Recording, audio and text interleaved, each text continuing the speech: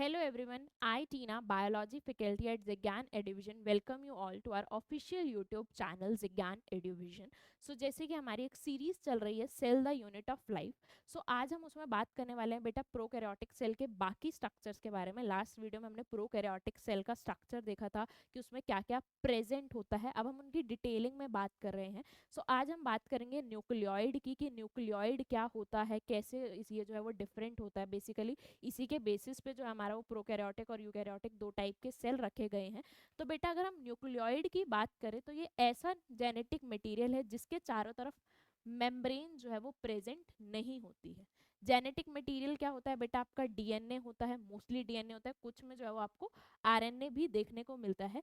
तो ऐसा genetic material जिसके आसपास मेम्ब्रेन प्रेजेंट नहीं होती है। तो बेटा न्यूक्लियोइड क्या है, ये एक ऐसा जेनेटिक मटेरियल है जिसके आसपास जो है वो कोई भी न्यूक्लियर मेम्ब्रेन प्रेजेंट नहीं है।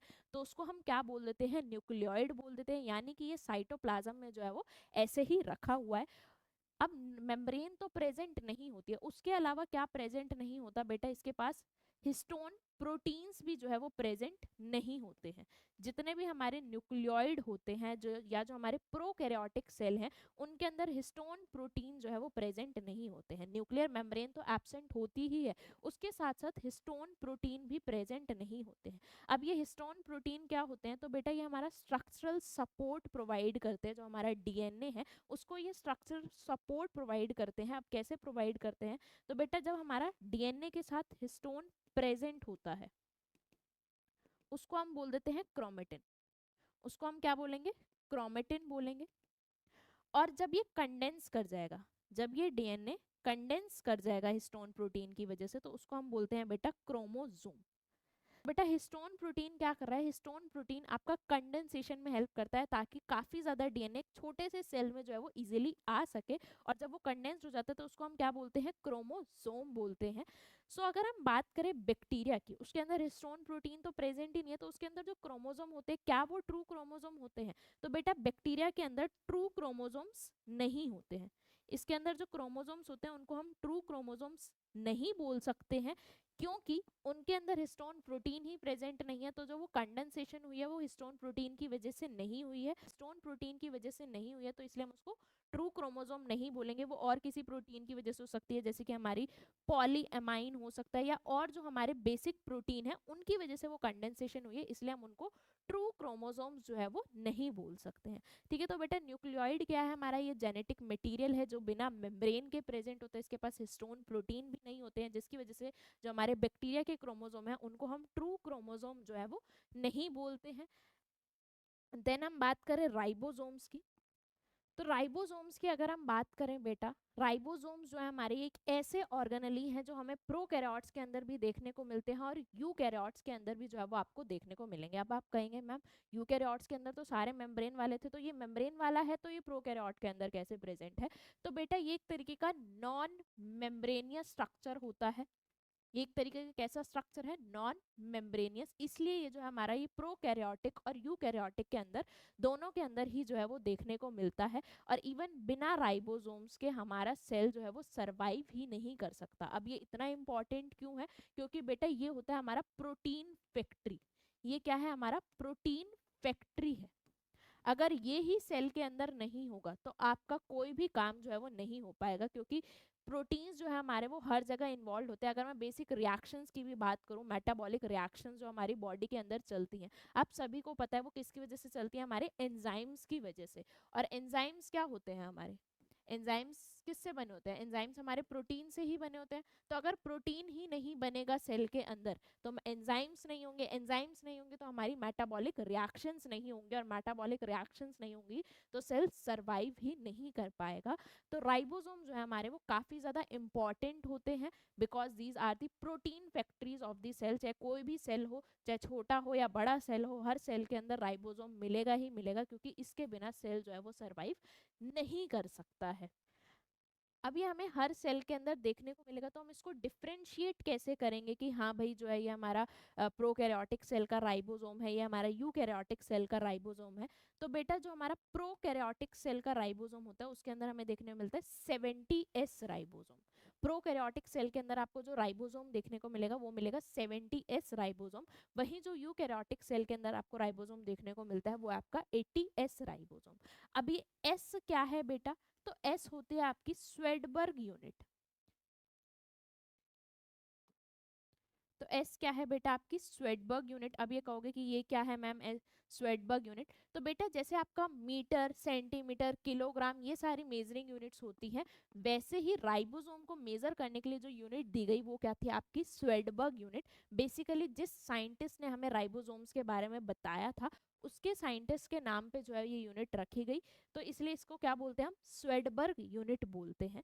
और ये जो 70s है, या मैं राइबोसोम की बात करूं तो बेटा ये दो सब यूनिट से बना होता है। इसके अंदर दो सब यूनिट्स होती हैं, एक होती है आपकी लार्जर सब यूनिट, दूसरी होगी आपकी स्मॉलर सब यूनिट। दोनों ही, चाहे आपका प्रोकैरियोटिक का राइबोसोम है चाहे आपका यूकैरियोटिक का राइबोसोम है, ये दो अनइक्वल सब यूनिट से बना होता है। एक होती है आपकी लार्जर सब यूनिट, दूसरी होती है आपकी स्मॉलर सब यूनिट। सो अगर हम प्रोकैरियोट्स के केस में बात करें तो प्रोकैरियोट्स के केस में जो लार्जर सब यूनिट होती है वो होती है आपकी 50s, और जो स्मॉलर होती है वो होती है आपकी 30s। अब आप कहोगे मैम इनको प्लस करेंगे तो 80s आएगा, तो बेटा यहाँ पे आपको एडिशन नहीं करना है। ये जो है हमारी ये सेडिमेंटेशन के बेसिस पे है। ये जो आपको वेट यहाँ पे दिख रहा है ये किस बेसिस पे है बेटा, या ये जो नंबर आपको दिखाई दे रहा है ये आपका सेडिमेंटेशन के बेसिस पे। तो बेसिकली होता क्या है कि जब आपका सेल को कोई भी प्रोटीन नहीं बनाना होता तो वो क्या करता है, इन दोनों सब यूनिट्स को अलग अलग रखता है। जब तक उसके पास कोई भी मैसेज नहीं है कि उसको ये प्रोटीन बनाना है, ठीक है, तो तब तक ये क्या रहेगा, अलग अलग रहेगा। तो हमारे जो साइंटिस्ट हैं उन्होंने दोनों टाइम पे जो है हमारा वो सेडिमेंटेशन करी थी, तो उन्होंने जब ये अलग अलग थे उस टाइम पे सेडिमेंटेशन करी तो जो लार्जर सब यूनिट थी वो रुक रही थी हमारी 50 पे आके, जबकि जो हमारी स्मॉलर थी वो रुक रही थी आपकी 30 पे आके। वहीं जब उन्होंने दोबारा सेडिमेंटेशन करा इस टाइम पे क्या था कि अब ये दोनों एक साथ जुड़ गए थे, अब ये दोनों क्या हो गए थे, एक साथ जुड़ गए थे। बेसिकली इनके पास मैसेज आ गया था कि भाई अब हमें प्रोटीन बनाना है। तो जब ये दोनों एक साथ जुड़ गए और तब इनका सेडिमेंटेशन हुआ तो देखा गया कि वो किस पे आके रुक रहे हैं, 70s पे आके रुक रहे हैं। इसीलिए जो है ये इस तरीके से बताया गया कि प्रोकैरियोटिक के अंदर हमारा 70s राइबोसोम देखने को मिलता है, जो दो सब अनइक्वल सब यूनिट से बना होता है, 50s और 30s से। ठीक है, वहीं हम यूकैरियोटिक की बात करें तो उसके अंदर 80s होता है, उसके अंदर 60 और 40 होती है, कि जब उन्हें अलग अलग देखा तो उनका ये सेडिमेंटेशन आया, और जब वो साथ में है तो उनका ये सेडिमेंटेशन आया। तो उस बेसिस पे जो ये रखा गया, एडिशन जो है वो मत करना, ध्यान रखना इस चीज को। तो बेटा अब मैं ये कह रही हूँ कि लार्जर और स्मॉलर सब यूनिट जो है वो अलग अलग रहती है जब तक इनके पास मैसेज नहीं आता कि प्रोटीन बनाना है। तो बेसिकली ये कहाँ से आ रहा है मैसेज, तो बेटा जो आपका डीएनए होता है वो ही आपकी सारी इंफॉर्मेशन को कैरी करता है। तो डीएनए क्या करता है, एमआरएनए में कन्वर्ट होता है, और ये एमआरएनए जाता है हमारा राइबोसोम्स के पास जो कि प्रोटीन बनाते हैं। तो राइबोसोम एक तरीके से क्या है, प्लेटफॉर्म है जहाँ पे हमारे मैसेज को रीड किया जाता है, और रीड करने के बाद अमाइनो एसिड्स को जोड़ के क्या बना दिया जाता है, प्रोटीन बना दिया जाता है। और बेटा इन अमाइनो एसिड्स को जोड़ने के लिए जो बॉन्ड बनता है वो होता है हमारा पेप्टाइड बॉन्ड। ठीक है, वो क्या होता है, हमारा पेप्टाइड बॉन्ड होता है। तो डीएनए का जो मैसेज है वो किस में कन्वर्ट हुआ, हमारा एमआरएनए में कन्वर्ट हुआ। एमआरएनए हमारे राइबोसोम के पास गया, जैसे ही राइबोसोम के पास गया तो राइबोसोम के अंदर क्या था, हमारा आरआरएनए, उसको पता लग गया कि अब हम मुझे प्रोटीन बनाना है, तो उसने इन दोनों सब यूनिट्स को, तो उसने क्या किया, इन दोनों सब यूनिट्स को जो है वो आपस में जोड़ दिया। और ये दोनों सब यूनिट्स किसकी हेल्प से जुड़ती हैं बेटा, मैग्नीशियम आयन की हेल्प से।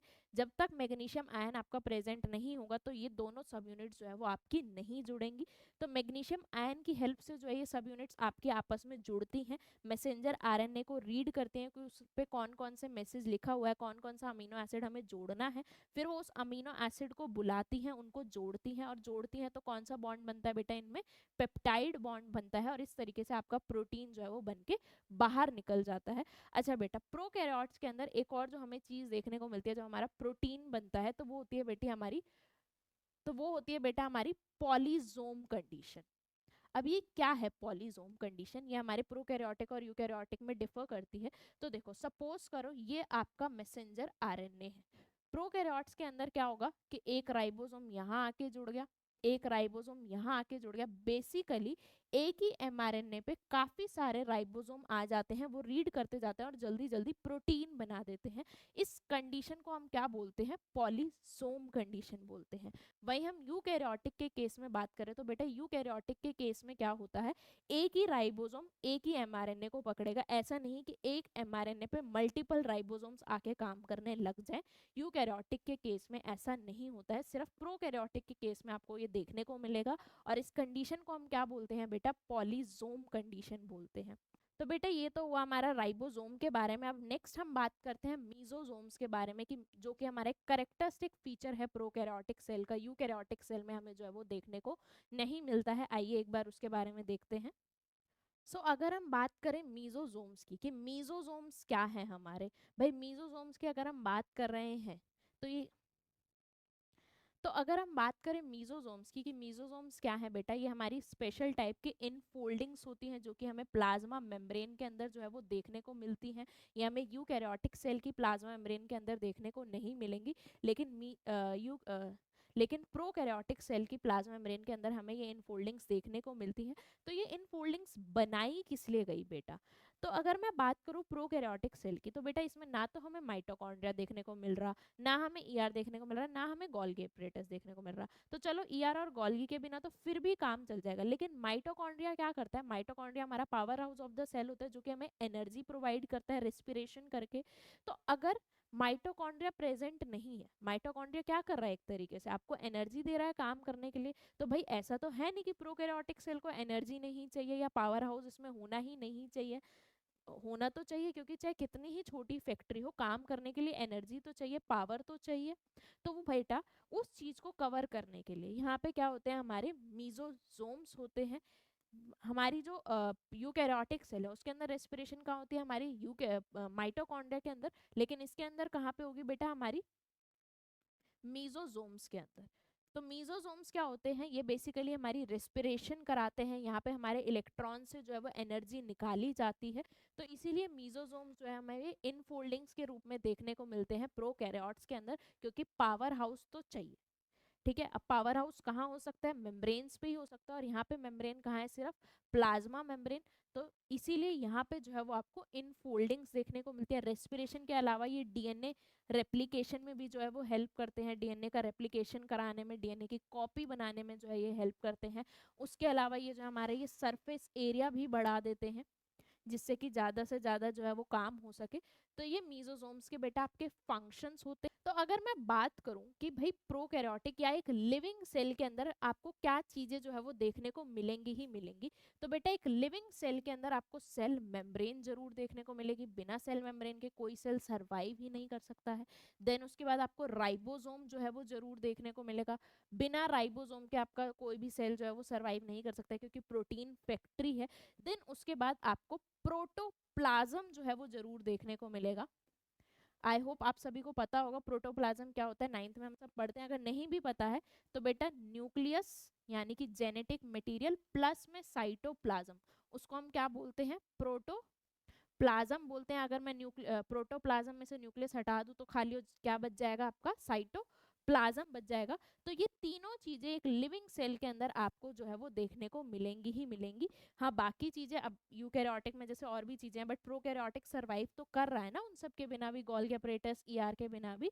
तो लिविंग सेल के अंदर आपको ये चीजें जो है वो जरूर देखने को मिलेंगी। ग्लाइकोकैलिक्स भी हर एक उसके अंदर नहीं होती है, सेल वॉल भी जो है वो एनिमल्स के अंदर नहीं होती है, तो ऐसा तो है नहीं कि वो सरवाइव नहीं कर रहे हैं। बट ये तीन चीजें जो है वो आपको हर सेल के अंदर जो है वो देखने को मिल रही हैं। तो ये तो हो गई हमारी प्रोकैरियोटिक सेल की बात, की प्रोकैरियोटिक सेल के अंदर हमें ये चीजें देखने को मिलती हैं जो कि यूकैरियोटिक सेल से डिफरेंट होती हैं। बट बेटा हमारा प्रोकैरियोटिक और यूकैरियोटिक सेल के अलावा एक और सेल भी होते हैं, दैट इज मीजोकैरियोटिक सेल। अब ये कौन सा थर्ड टाइप का सेल आ गया, अभी तक तो हमने सिर्फ प्रोकैरियोटिक और यूकैरियोटिक ही पढ़ा था, अब ये तीसरा कहाँ से आ गया मैम। तो बेटा ये भी आपका जो है वो सिर्फ और सिर्फ आपको डाइनोफ्लेजिलेट्स के अंदर जो है वो देखने को मिलेगी ये कंडीशन। ठीक है, इसलिए ज़्यादा लोग जो है इसके बारे में बात नहीं करते हैं, बट ये भी एक टाइप का सेल है, मीजोकैरियोटिक सेल। अब इस सेल के अंदर क्या डिफरेंट है प्रो और यू से? तो बेटा प्रोकैरियोटिक सेल में क्या थी, ना तो हमारी न्यूक्लियर मेम्ब्रेन प्रेजेंट थी। प्रोकैरियोटिक सेल के अंदर क्या था, ना तो हमारी न्यूक्लियर मेम्ब्रेन प्रेजेंट थी, ना ही हिस्टोन प्रोटीन प्रेजेंट थे, है ना, दोनों चीजें ही हमारी एब्सेंट थी। वहीं यूकैरियोटिक के अंदर ये दोनों चीजें हमारी प्रेजेंट है। बट मीजोकैरियोटिक के अंदर क्या होता है, इसके अंदर हमारी न्यूक्लियर मेम्ब्रेन तो प्रेजेंट है, न्यूक्लियर मेम्ब्रेन तो क्या है आपकी प्रेजेंट है, लेकिन हिस्टोन प्रोटीन जो है वो एब्सेंट है। इसीलिए इसको क्या नाम दिया गया, मीजोकैरियोटिक। की कुछ फीचर्स इसमें पुराने हैं, कुछ फीचर्स इसमें जो है वो नए हैं, तो इसलिए इसको क्या नाम दे दिया गया, मीजोकैरियोटिक सेल जो है वो इसको नाम दे दिया गया। और ये सिर्फ और सिर्फ आपको किसके अंदर देखने को मिलती है ये कंडीशन, डायनोफ्लैजिलेट्स के अंदर जो है वो आपको ये कंडीशन देखने को मिलेगी। तो ये था बेटा आपका प्रोकैरियोटिक सेल के बारे में। नेक्स्ट वीडियो में जो हम वो यूकैरियोटिक सेल के जो है वो डिटेल स्ट्रक्चर में जाएंगे। That's it, thank you so much. Please like share and subscribe our channel.